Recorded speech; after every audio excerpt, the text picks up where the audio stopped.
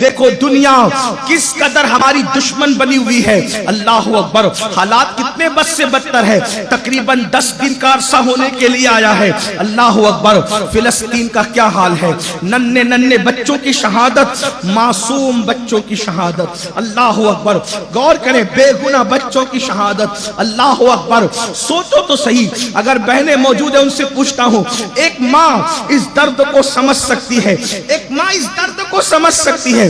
اگر کسی ماں کی گود میں اس کے بچے کو شہید کر دیا جائے, اس ماں کا دل کیا کہے گا. ذرا غور تو کریں.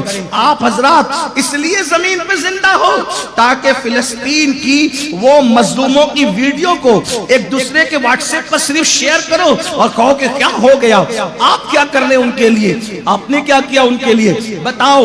اتنی خود غرضی, اتنی بے حسی. اللہ اکبر. اب آپ سے پوچھتا ہوں کلکتہ والوں, اگر اسی کا نام امت کا درد ہے, اسی کا نام انسانیت کا درد ہے, اسی کا نام قوم کا درد ہے, کیا صرف فوٹو اور ویڈیو شیئر کرنے کی حد تک ہے؟ یہ کام تو دشمن بھی کر رہا ہے. ہم صرف ویڈیو فوٹو شیئر کرنے والے نہیں. کبھی سوچا ان کے ساتھ یہ ہو رہا ہے.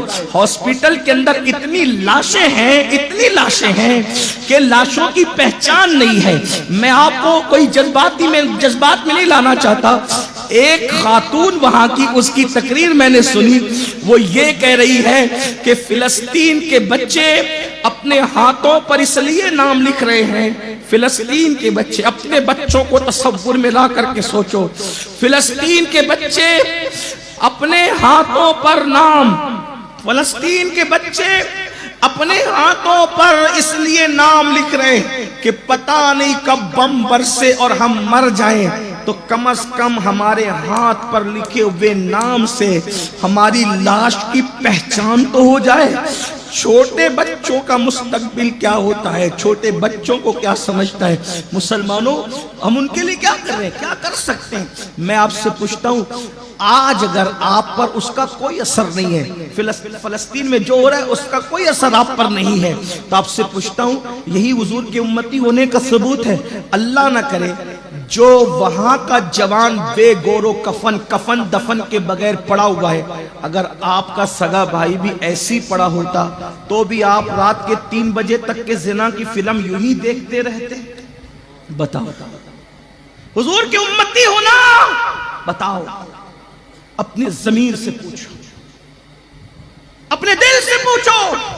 اگر تمہاری بھی بہن جوانی میں بیوہ ہو جاتی بیت المقدس کے لیے تو پھر تم اسی طرح گانا سنتے رہتے, اسی طرح تم ناچ گانا کرتے رہتے, یہود و نصارہ کی طرح اسی لیے چہرہ ایسے ہی چہرہ بناتے رہتے, شادیوں میں ایسے ہی ڈی جے بجاتے رہتے. آپ سے پوچھتا ہوں کیا اثر ہے صرف ویڈیو شیئر کرنے کی حد تک, صرف فلمیں شیئر کرنے کی حد تک؟ مسلمان ہو, بتاؤ. آقا فرماتے ہیں مسلمان مومن تو ایک جسم کی طرح ہے, جیسے جسم کے کسی بھی حصے کو تکلیف پہنچتی ہے تو پورا جسم بے قرار ہو جاتا ہے, ایسے ہی دنیا میں کوئی مسلمان پریشان ہوگا, اگر تمہارے اندر ایمان کی روح موجود ہے تو ہر مسلمان تڑپے گا, ہر مسلمان بے چین ہوگا, ہر مسلمان بے قرار ہوگا. لیکن کلکتہ والوں, یہ بھی کہتا ہوں, فلسطین میں ہونے والے ظلم کی وجہ سے ہم ان کے ساتھ تو ہیں, مظلوموں کے ساتھ, اور ظلم کرنے والوں کی مذمت کرتے ہیں, لیکن ان کی وجہ سے ہم اپنے ملک کا ماحول خراب نہ کریں, اپنے ملک کے امن کو برباد نہ کریں. ہم امن والی قوم ہیں.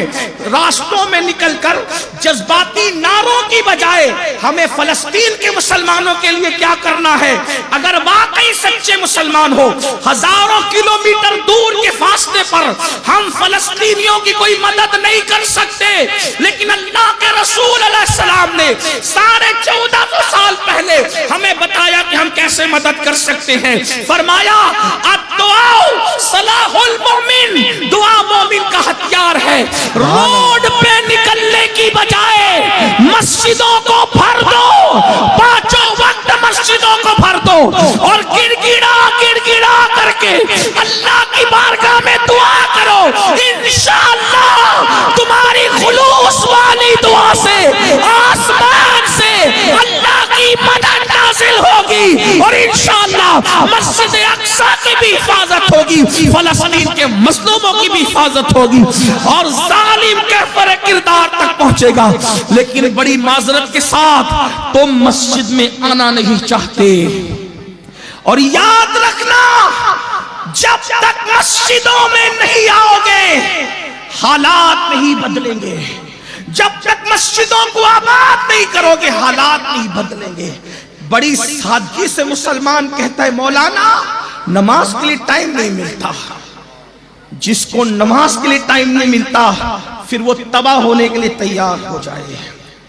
اگر آج مسلمانوں کے گھر بارود کے ڈھیر پر ہیں، بلڈوزر کے نشانے پر ہے یا کسی اور معاملے میں، تو یاد رکھنا تم نے اللہ کے گھر کو ویران کیا، اللہ تمہارے گھروں کو ویران نہ کر دے۔